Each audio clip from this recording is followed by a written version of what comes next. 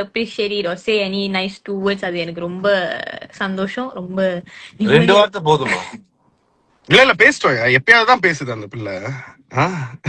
ஆனா உன்னைய மாதிரி அடிக்கடி லைஃபா போறேன்.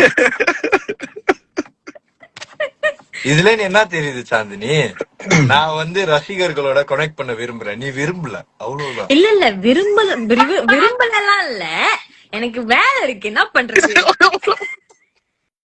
சாரி ஜாலியா இருந்துச்சு ஒரு மாதிரி. என்னன்னு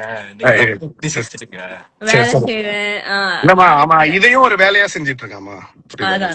ஓகே, நம்ம உடனே சில கமெண்ட்ஸ் மட்டும் படிச்சுட்டு பதில் சொல்லிட்டே வருவோம். ஓகே, என்ன கேள்விகள் இருக்கு? எஸ், யா. சோ இது வந்து ஆரம்பத்துல இருந்து கேட்கப்பட்ட ஒரு கேள்வி. உங்க ஸ்கிரீன்ல தெரியும் நான் நம்புறேன். என்ன பதில் சொல்லுங்க. சீசன் 2 வந்து நாங்க இதுக்கு முன்னாடி ஒரு லைவ் பண்ணிருந்தோம். அப்ப நான் அதுல சொல்லியிருந்தேன், சீசன் 3 வராது, நாம் நாடகத்துக்கு சீசன் 3 வராதுன்னு சொல்லியிருந்தேன். நான் ரேண்டமா ஒரு போஸ்ட் போயிட்டு யூடியூப்ல போய் பார்த்தேன். அப்போ அவங்களுக்குள்ளேயே பேசியிருந்தாங்க, சீசன் 1 முடிய போகுது அப்படின்னு சொல்லிட்டு ஒருத்தவங்க சொன்னாங்க. நான் புக்கு படிச்சேன், முடியாது, 3 புக்கு இருக்குன்னு இன்னொருத்தவங்க சொன்னாங்க.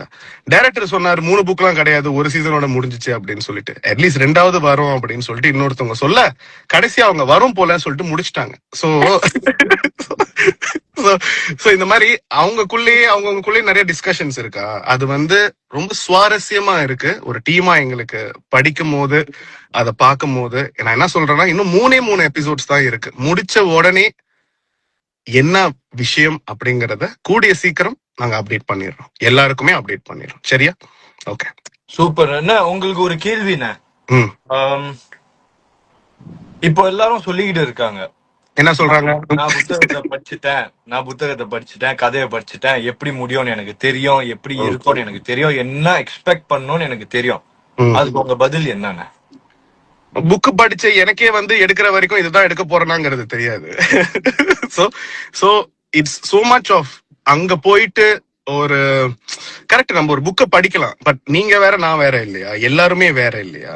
சோ அது நம்ம ஒரு கற்பனையா ஒரு கற்பனை புக்கை வந்து நம்ம எடுத்து அதை பண்ணும் போது கண்டிப்பா அதுக்குள்ள என்னென்ன சுவாரஸ்யங்கள் நம்ம சேர்க்கிறோம் அப்படிங்கறத பார்க்கும் போது இன்ட்ரெஸ்டிங்கா இருக்கும்.